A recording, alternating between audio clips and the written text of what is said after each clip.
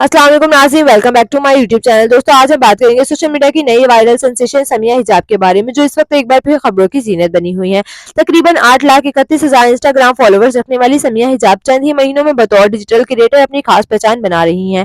वो अक्सर अपने मुतनाज़ा बयानात की वजह से भी सुर्खियों में रहती हैं। समिया मरहूम नौजवान डिजिटल क्रिएटर सना यूसुफ की करीबी दोस्त भी रही। इस वक्त समिया हिजाब मक्का मुकरमा में मौजूद है और रमजान मुबारक इबादत में गुजार रही हैं। इन्होंने उम्रा भी अदा किया, लेकिन कुछ सोशल मीडिया सारिफिन ने इन पर तनकीद करते हुए लिखा, इतने गुनाह करने के बाद आप अब मक्का आकर माफी मांग रही हो।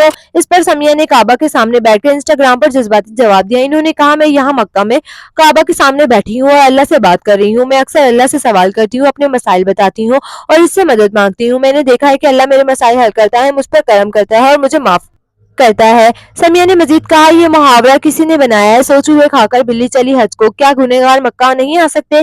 क्या सिर्फ नेक लोग ही उम्रा करेंगे? किसी को क्या हक है कि वो दूसरों के दिल का हाल जाने। इनके इस बयान पर सोशल मीडिया दो हिस्सों में तकसीम हो गया।